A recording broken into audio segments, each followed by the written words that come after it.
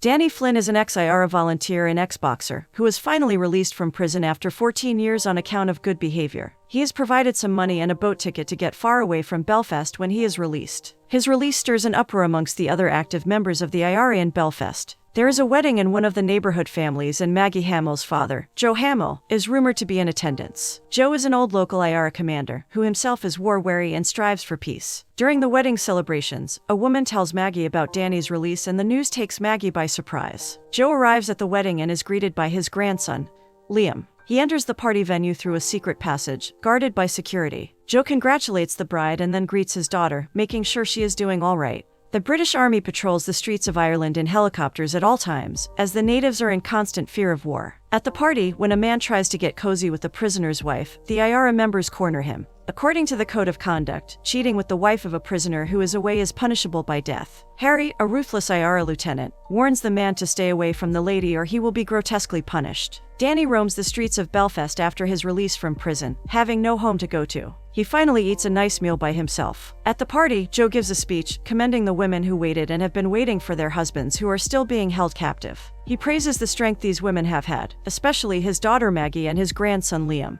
He promises that all the prisoners will come home, the Brits will be gone, and there will be peace in Ireland once again. The crowd cheers him on. But Harry and his wife hold feelings of resentment toward the man's agenda. Danny eventually finds his way into a homeless shelter for the night, where he has a chance encounter with his old trainer, who is now a mad alcoholic, Ike Weir. Ike curses Danny for showing up there, mocking him for not being celebrated on release by the big bad IRA boys. Danny calmly asks the man to take it easy, but Ike, in his drunken stupor, continues to bash Danny for his past connection with the IRA and blames him for how he destroyed his life. The man is finally put to sleep for the night. The next morning when Ike is sober again, he is surprised to see Danny there. For all he knows, he dreamed the night before. Meanwhile, Harry has planned another attack. His men inform him about the Semtex being loaded, and Harry gives the command to proceed with the attack. Ike and Danny get a cup of tea together. Danny reminds Ike of their encounter the night before and buys him breakfast, but Ike would rather take a few shillings to buy some wine. Danny refuses to support the man's alcoholism. They get talking about everything that has happened in the past 14 years since Danny has been locked up. Danny wonders why Ike did not just stick with the gym.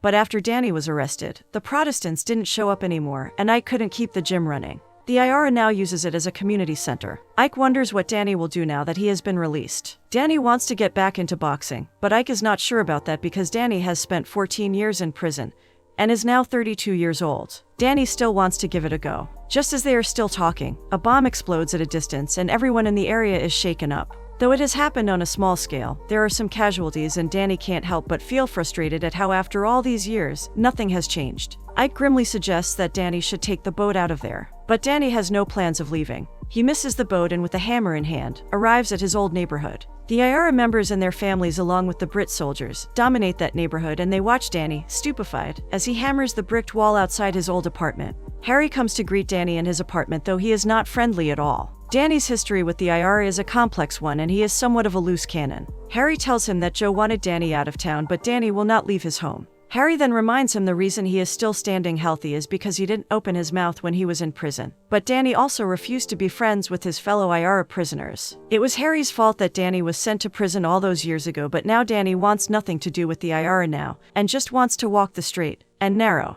When Harry gets home, his wife asks him about Danny and strongly suggests that the reason he has not left town and is back here is Maggie. Harry dismisses that idea, laughing because if Danny makes a move on his old sweetheart, he will get a bullet in his head. Danny visits the community center where he meets Maggie, who manages the daycare. Maggie can monitor the community center from the screen in the daycare and watches Danny as he looks around the place. Later, Joe informs Maggie about Danny's request to reopen the gym at the community center. Since Maggie is in charge of the center on her father's behalf, she agrees to the request. The next day, Ike and Danny set up the ring in the center. Maggie can see him through the screen in the daycare and she can't help but reminisce about their time together. She returns home and finds the old pictures of Danny stored away in a box and watches them longingly. But when her son Liam shows up, she abruptly puts them aside. Harry is hugely disappointed when someone else gets elected for the Army Council's position instead of him. Joe calls him to his office and explains that he needed someone more political. Harry finds out that Joe is close to a deal with the Brits and will be offering them peace in turn for the prisoners of war. Sharp at 12 noon the next day,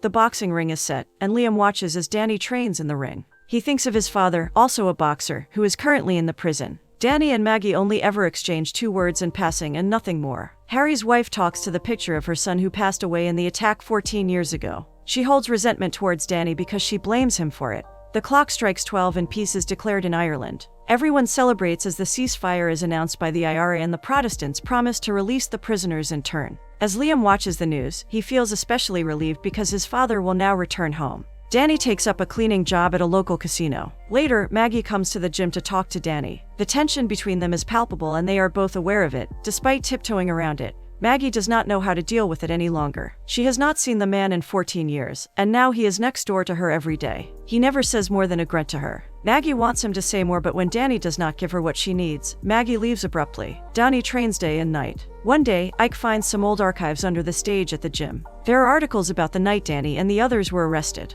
Many of the kids died that night, and Ike exasperatedly wonders why Danny even got mixed up with those people. Danny recalls how the police were burning people out of their homes and shooting soldiers on the streets. He had to help. He just got caught in the crossfire and paid for it in 14 years of his life. There is a locked cupboard under the stage and Danny finds it suspicious. He cannot get it to open and is asked to leave for the night by a man in a wheelchair. But his curiosity gets the best of him, and later that night, Danny breaks the cupboard open and finds a bag full of Semtex there. He decides to take it out and throws it into the river. The man in the wheelchair informs Harry about Danny's sniffing, and Harry goes to check if the Semtex is still in place. He is enraged when he finds it missing. Maggie, who is winding up at the daycare, can see the activity in the gym on the CCTV. She discreetly observes the disturbance and manages to escape getting caught. Later, she arrives at Danny's place of work wanting to talk to him. She tells him about what she saw and asks Danny what he did. Danny tells her about the Semtex he threw in the river. She can't understand why he didn't just give it back to her father. Danny does not trust the man to not kill innocent people, but his words offend Maggie. She warns him to tread lightly and asks him why he even came back there. She would rather that he walks away from her because Maggie is still hurt and upset and angry at him for leaving her 14 years ago. When Danny tells her that what he did was for her, Maggie hits him across the face in anger. She is immediately apologetic, but Danny can only laugh. They safely get some coffee together so they can talk more. Maggie wants Danny to talk to her, to open up to her. Danny tells her that he always talks to her in his mind. In prison, after being isolated for so long and getting used to the silence, Danny started to forget the sounds of people's voices. He could only hold on to so many voices, and then when all was forgotten, there was only silence. Not even his own voice seemed familiar to him anymore, and then, in the depth of the silence, Maggie's face came to him, and hers was the only voice that remained in his head for 14 years. But Maggie is not the person she was before. Liam joins the gym and Maggie watches fondly as Danny trains her son. A couple of weeks after the gym opens up, the athletic gear starts to fall apart. Neither Danny nor Ike can afford new gear for the students. A student of the gym puts up a poster at the bar, announcing the grand reopening of the Holy Family Boxing Club. Being a rigid member of the IRA, even after peace has been brokered, Harry mocks the poster because it says non-sectarian on the flyer. Liam fights at the opening and wins the match. Next, it is Danny's match. Before the match, Ike gives tribute to the Holy Family Boxing Club boys who passed away 14 years ago. The match begins, and after a series of intense bouts, Danny seems to be losing. Ike does not think Danny is ready for boxing yet, but the man has not had enough. He goes at it again and the crowd cheers Danny on. He loses the fight but is celebrated for not quitting and fighting until the end. Later, Harry approaches Danny when he is cooling down and calls him out for the moves that he pulled out there. It did not seem like boxing to him, but as though Danny was making a statement that he cannot be scared away and won't back down from a fight. Harry demands his stuff back, but Danny acts innocent and turns Harry away. Ike warns Danny to not give Harry a second chance to ruin his life as he did before. Maggie and Danny decide to meet in East Belfast, away from the prying eyes of the people in the IRA-dominated area. Maggie wonders why Danny never asked her to wait for him, because she would have waited for him however long it took. Danny did not want her to do that, and so he made a decision for the both of them. Maggie is not too pleased about that, but Danny reminds her of the decision she made, to marry his best friend. While they are still catching up, a man who recognizes Danny walks up to him and asks him to shake hands with him. He warns the two about the car that's been following and observing them and decides to help them get away. The man drops them at the border and both of them part ways, although it doesn't go unnoticed by Maggie's father's men. Liam is upset that the gym is using the equipment donated by the police since they won't let his father out of the prison yet. Danny arrives at the gym and finds Liam leaving in angrily. When he finds out about the new gear, Danny also thinks they can't accept this stuff. He tells Ike as much, but the man will not budge. Ike wants his students to have new gear, and so they will. Later that day, while watching the news, Harry finds out about the gifts that the Holy Family Boxing Club has accepted from the Protestants.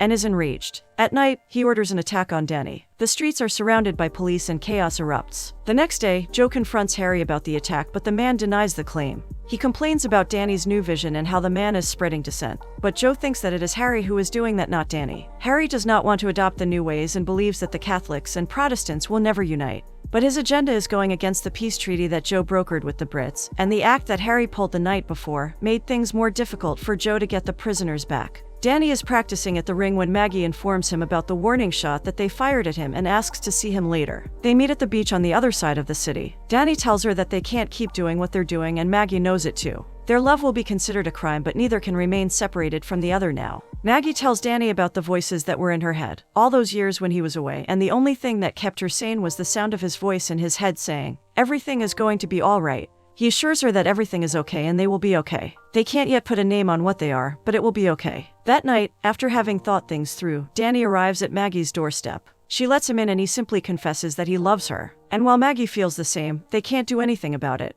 Maggie fears Liam might wake up, and so Danny has to leave, but she lets him know that she reciprocates his feelings. Liam watches his exchange from the stairs and is left feeling heartbroken. At dinner the next day, he keeps asking about when his dad will return home, but Joe asks the kid to not build up any hope. Joe is worried about the ceasefire he brokered with the Brits and wonders about what Harry said, that the Brits only respond to violence. The next match at the Holy Family Boxing Club is a big affair and is being covered by big media outlets. Reggie Bell, the community relations officer, who gifted the gym the new gear, comes to greet Danny before the match. Danny is still not comfortable being used by the Protestants as the poster boy for peace, but Ike only asks him to concentrate on boxing and the kids. Liam refuses to attend the match and Maggie can't understand why. The club, being non-sectarian, has attracted a lot of attention and the match is being televised. The match begins and Danny does exceptionally well. He wins the match and everyone rejoices. The police representative proudly celebrates this event being a collective win for the Catholics and Protestants alike. When he gets in his car to leave, the vehicle blows up.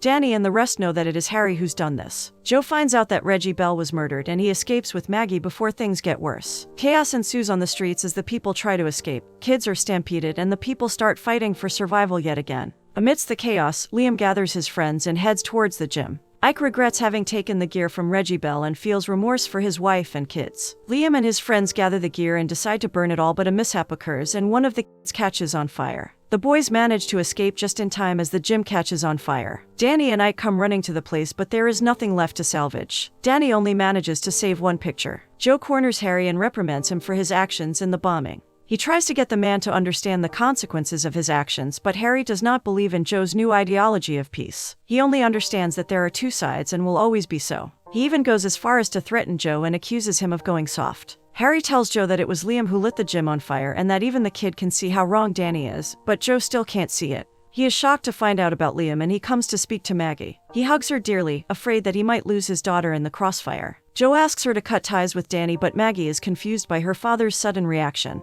She argues that she and Danny have done nothing wrong, but the man tells her that everybody thinks there is something wrong going on between them, and being a prisoner's wife, Maggie cannot have an affair with Danny, or else he will be executed. Maggie is enraged, but when Joe tells her about what Liam had done, she has no choice. She pays Liam a visit and confronts the boy. Liam tells her that he had seen Maggie with Danny and thinks that she will run away with him. Maggie assures him that she will not go anywhere, but Liam can't be reasoned with right now. He storms out of there. While talking to her father, Maggie tells him that her marriage was over, way before Liam was even born, and that she is the prisoner here. She will not let anything happen to Danny this time. Joe advises her to let Danny go because he can't protect him anymore. If she does not get rid of Danny, she will find him in a pool of blood. Maggie arrives at Danny's apartment to talk to him. She is in tears as she reads him a letter that she wrote him the night before, which says how she feels about him. She has loved him for 14 years and will still, but she has to let him go for his own sake. Danny is confused and can't understand where this is coming from, but Maggie adamantly asks him to leave. When Danny figures out that Maggie is being this way because of Harry,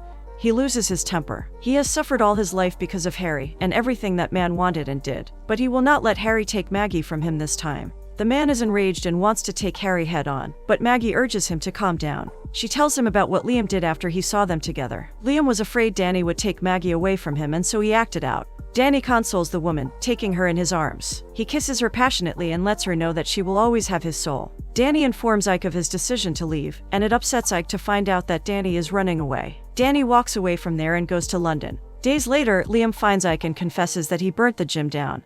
because he was afraid Danny would run away with his mother. Ike does not say anything to the boy. When he asks if Ike will reopen the gym again, Ike tells him he will when Danny gets back. Danny has a fight in London. It's a grand event which is televised, and so Ike and Maggie watch it from Ireland. The fight goes on for several rounds, and Danny ruthlessly fights his opponent.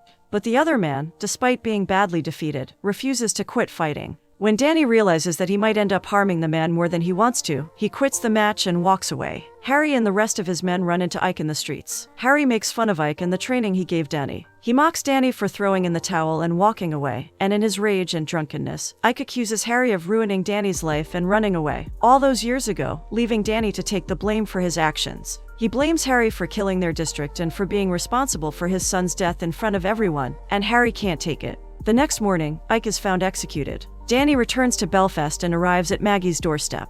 He is not afraid of being watched and enters in to have a word with her father. Joe offers his condolences for Ike's death, and Danny tells him that he wants to build a gym for the kids and stand his ground just as Joe taught him to do. He tells the man that he's back for Maggie and that the woman will never be safer anywhere else but with him. He's taking a stand for both of them and refuses to sneak around because they haven't done anything wrong. He also refuses to leave the city. Joe warns him that he is playing a dangerous game, but Danny will not be driven out of his own home. A funeral is held for Ike. Liam approaches Danny on his own and offers help to rebuild the gym. And in one last attempt, Joe tries to get through to his daughter, but Maggie won't run away from her own home. Danny, Maggie, and Liam are driving back when they realize they are being followed. The cars chase them down and Harry blocks them. He will not let Danny drive around with the prisoner's wife. That is against the IRA code of conduct. Harry attacks Maggie and Danny comes to her rescue, but soon Harry's men surround Danny and beat him up. Amidst the chaos, Joe's men return and offer to do this the right way. They team up with Harry and take Danny away to be executed. Maggie and Liam scream for help, but no one comes to their rescue.